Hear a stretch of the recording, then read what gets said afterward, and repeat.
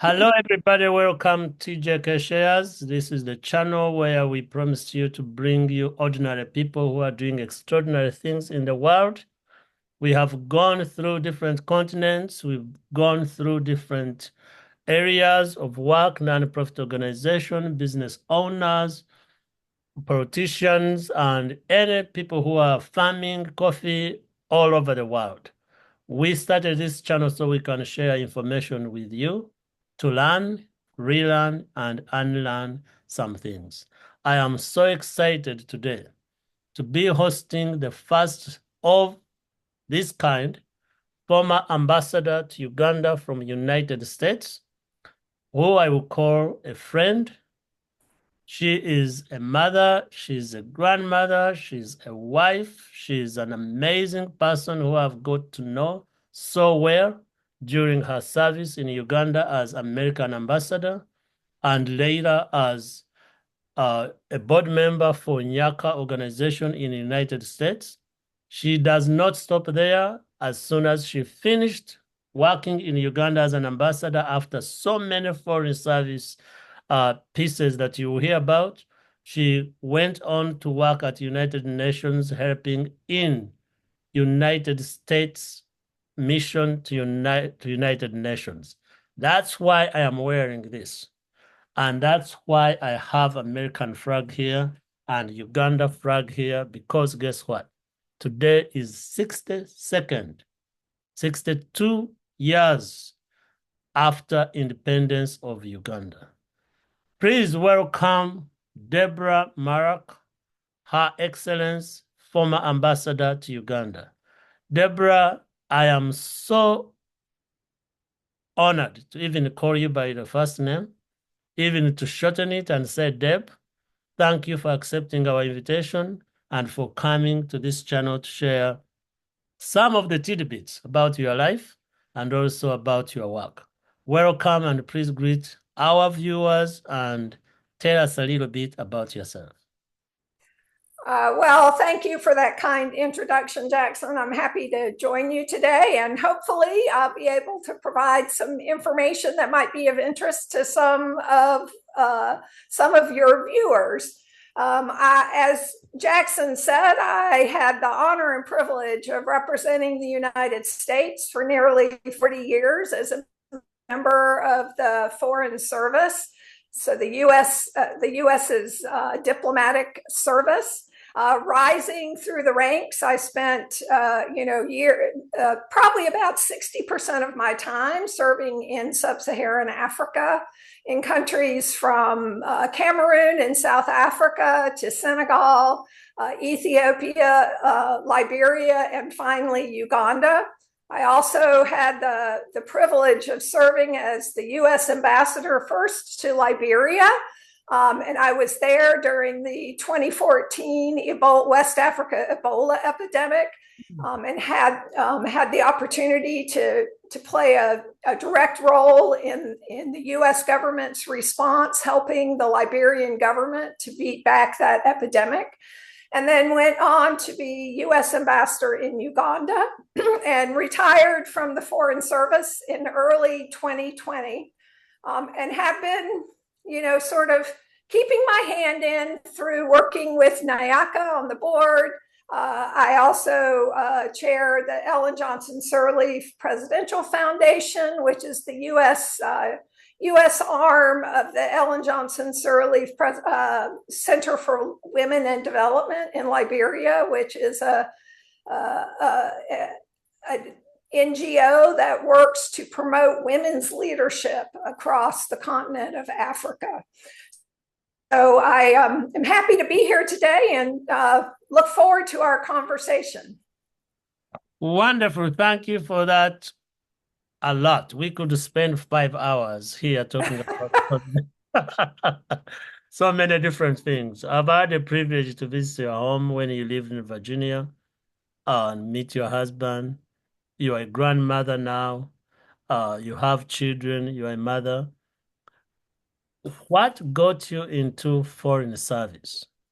So that I would like you to go back to mom and dad, your siblings, and that when you felt like Foreign service is my thing. Why was it? Well, I often describe myself as the accidental diplomat or serendipitous diplomat. My father was an immigrant to the United States. I start out with that, and he left communist-controlled Czechoslovakia shortly after World War II.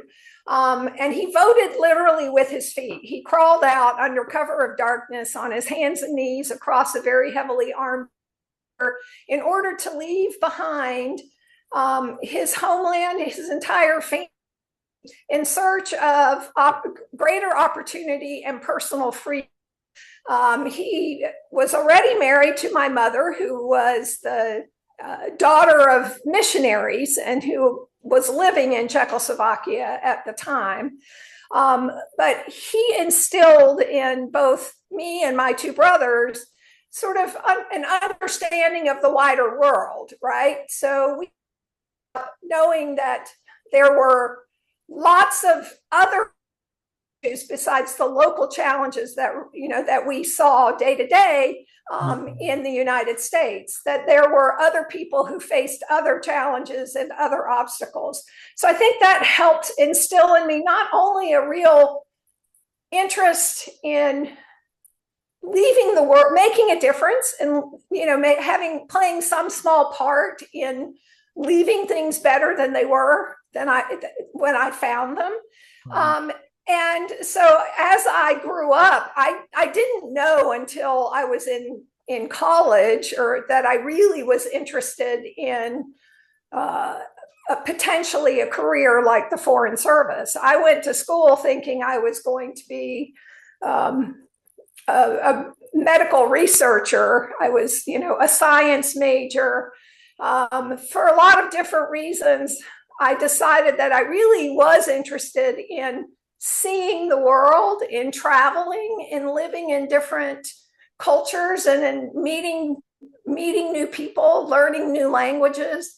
And so while I was in school, I had the advantage of an advisor, a college advisor, who helped to foster that, my interest in other parts of the world and experiencing something different. And so I made a decision at that point to focus, to leave a biology major and go to a foreign affairs, international studies major. And that led me down a path that ultimately ended up in the Foreign Service. It was obviously a conscious decision in the sense that I had to go through the application process, take the exam, be vetted, actually get hired.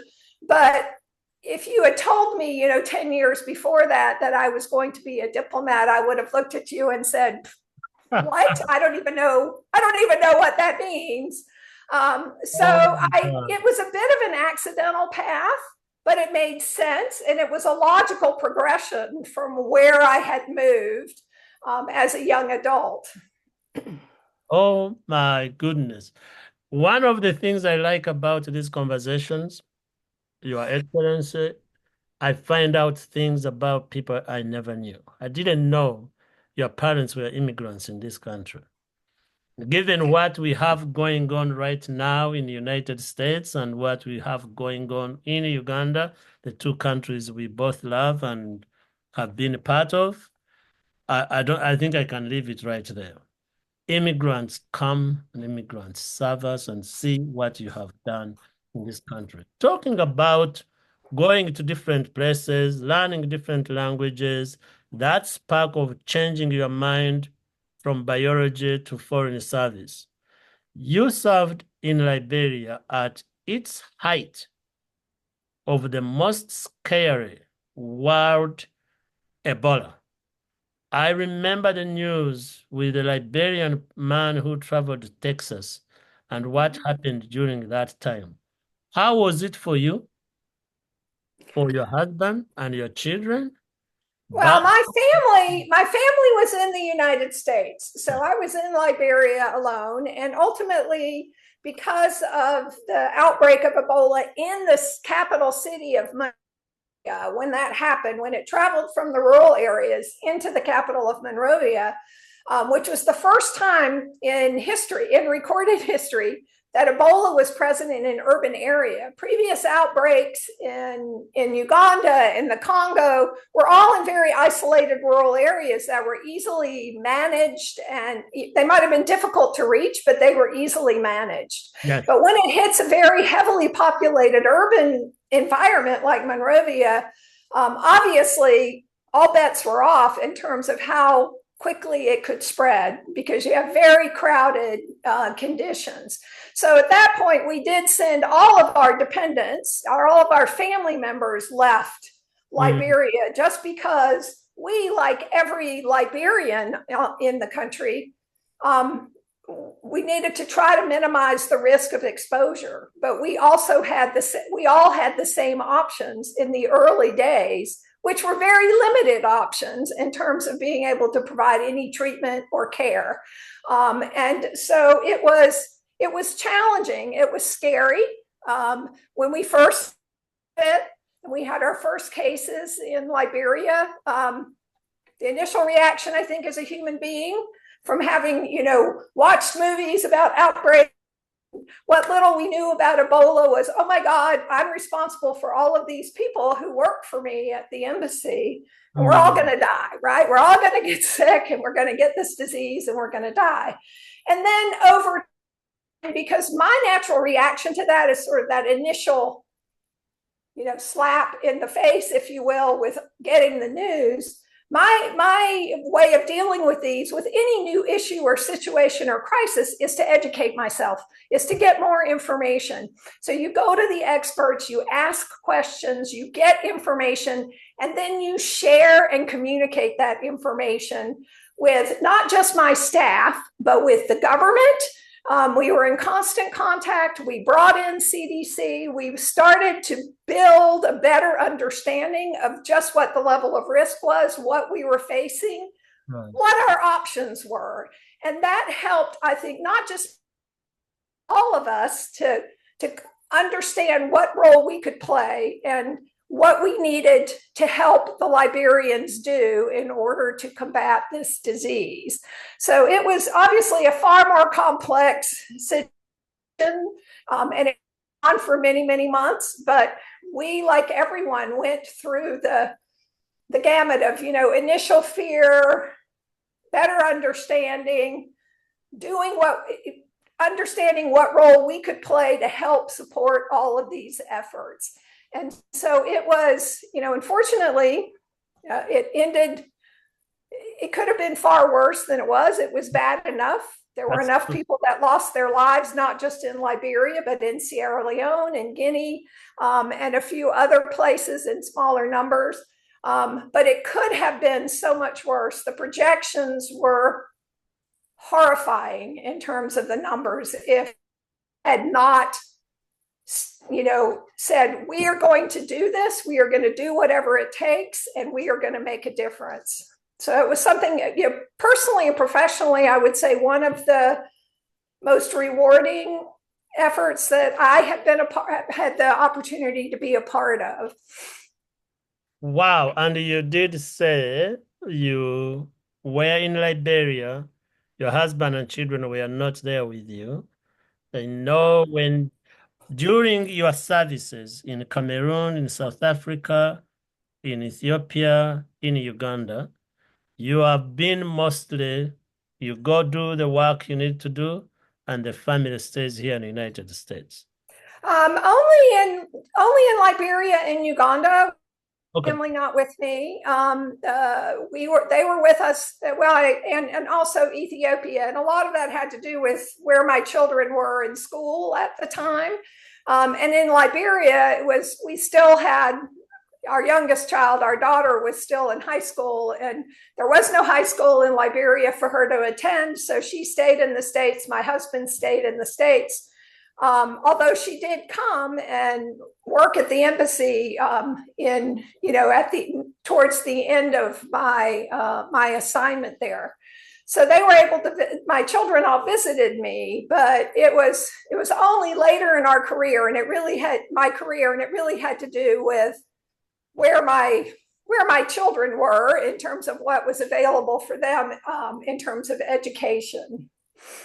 All right, very good. So excuse my Cameroon and Ethiopia piece.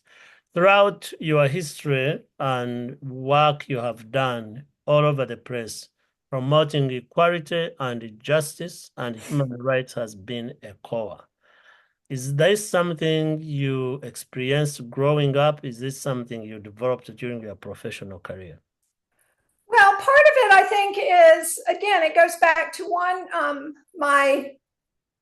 the way I was raised. Again, my father's abiding belief in sort of instilling this idea of, personal freedom, respect for individuals. I also grew up in the Jim Crow South. I grew up in Georgia, and it was still, in my early youth, it was still quite segregated. Nice. And it was, we were confronted often with rabid racism from people who were really, really, trying to keep races separated, which never resonated with me, given the way I was. I'm the granddaughter of two Methodist ministers, so both of my grandfathers were ministers, and so we spent. I was raised in the church, and I was raised with this concept that Jesus was a compassionate and loving individual, that he spent time with the outcasts, with the people who were downtrodden, with the poor, that his point of view was, all are welcome, not this, I only want to take you and I want to take you and I like you, but I don't. So I think all of this was in my mind, because it never made sense to me why we would single out an individual because of the color of their skin, or an individual because of they were poor and they didn't have the same kind of opportunity, or they were an immigrant who came in with nothing, or a refugee who had to leave behind everything. So I think I was primed in a way, but obviously it was only after Jimmy Carter was in office, right, as president, that it became that promotion of human rights, dignity of the individual, respect for those basic human rights really became a part and parcel of our foreign policy, right? So it was in the work requirements, if you will. It was something that we had to do. But I think as a human being, as someone who sees people in difficult situations, you have to have that empathy and understanding that everyone is deserving of that respect for that individual, for that treatment with dignity. And so it's a logical outgrowth to say, you can argue about whether you like someone's lifestyle or not on a personal level, but it's not for me as an individual. It's not for you as an individual to judge that person. But they should still be, they have a right to live free from the threat of violence, right? Definitely. So I think the idea of promotion of human rights and promotion of dignity for the individual is something that we should all be, for me, came very naturally. And so it wasn't something I had to force, but it does make for very difficult situations because you confront it, as a woman. I mean, I came of age during the women's liberation movement, if you will. I have fought for greater gender equality throughout my personal life and my professional life. That's also been an issue. But again, it all comes back to the dignity and respect for an individual and the value that each individual person has, regardless of their circumstances. Definitely. But you were a lucky person to grow up with parents who already have that in mind and demonstrated it for you? For the young people around the world, whether they are in Bangladesh, where they just demonstrated and had Yunus Muhammad become the leader, or they are from Tunisia, where there was a revolution through Facebook and social media. Mhm. What advice would you give young people around the world who are growing up with men and women, mom and dads, or no parents? There is no demonstration at home, but they have their government at heart. They want to change policy. They see what is happening. How would you advise them to go about becoming advocates for human rights? Well, I think, first of all, first and foremost is education. Educate yourself. And whether it's formal education or, individual effort on your part to go and learn, you need to understand what the issue is.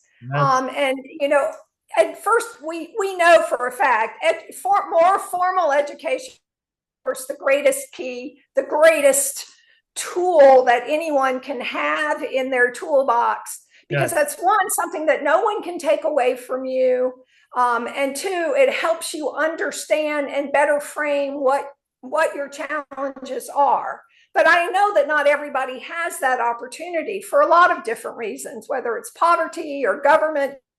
Mm. But there are still ways to try to learn more about your world, because I think that's the important thing, is having as many sources of information that you can have to understand yourself and your place in the world, but what other people are confronting and going through. And so it's very discouraging, I know, in some of these societies, Yes. not in even in parts of the United States, where people feel like they just have not got the opportunity. But the trick is to not give up, not be silent, to if you can't go straight through the wall that's blocking you, find a way around it That, or over it. that is, Sometimes you do have setbacks. Sometimes you have to stop and rethink.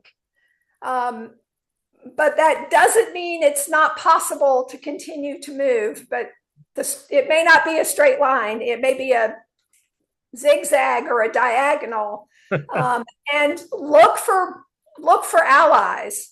Look for people who can help you. And sometimes it's risky, and sometimes you have to be willing to decide what you really stand for, and be willing to put that on the line.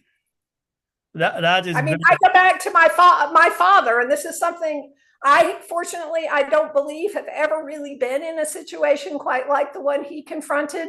But there was no guarantee on the day that he decided that he was going to leave Czechoslovakia. Physically, there was no guarantee he was going to be successful in getting out. Yes. And there are lots of stories of people who tried to escape, whether it's from Berlin and East Berlin and from behind the Iron Curtain, or from other countries around the world. There's always that personal risk. But he was willing to take it in search of a better life, right? In search of freedom, in search of living in a place where a government wasn't going to tell him what he could believe. And we are so glad your dad made that step and raised two sons and a daughter.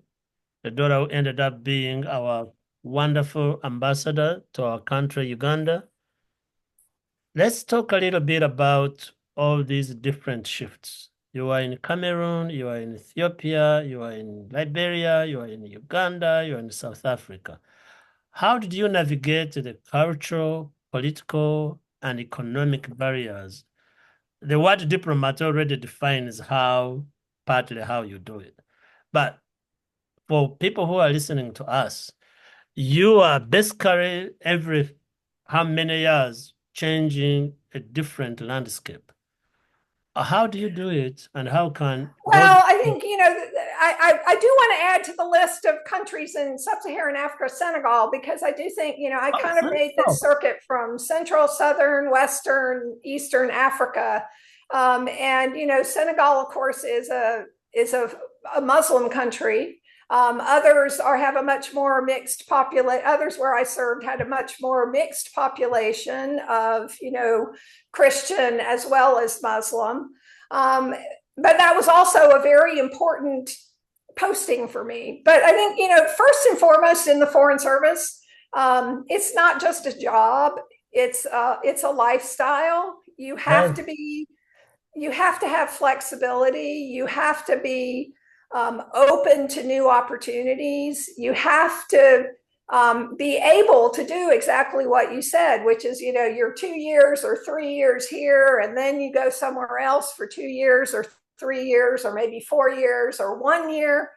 And so the job itself may be similar in terms of what your responsibilities are, but the culture and the environment and the people with whom you work in the host government and in the local communities could be very, very different.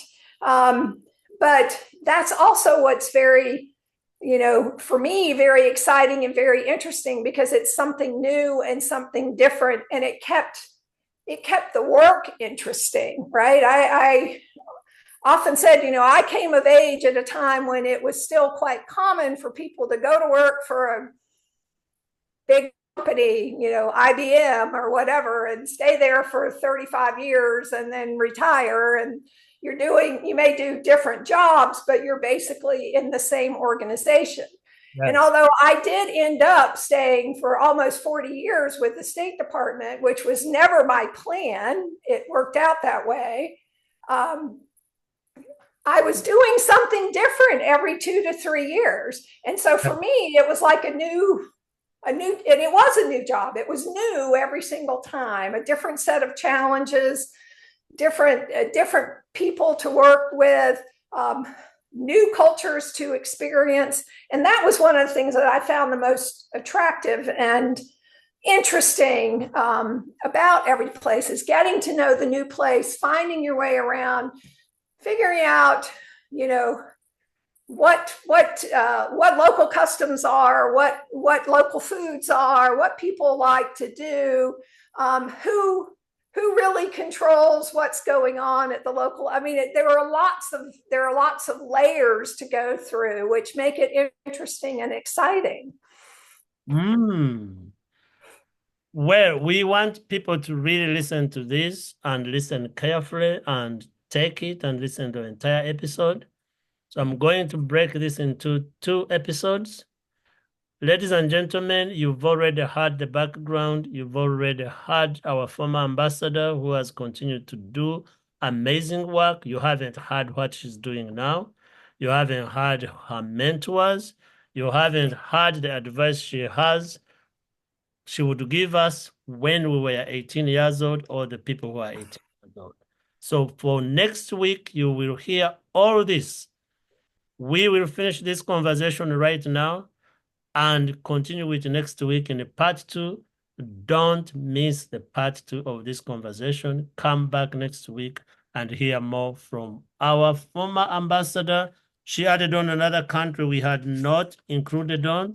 So now we have Cameroon, we have Uganda, we have Liberia, we have South Africa, we have Senegal, where she has served in different capacities, and you haven't heard the best yet. Don't go away. Come back next week. Thank you for tuning in.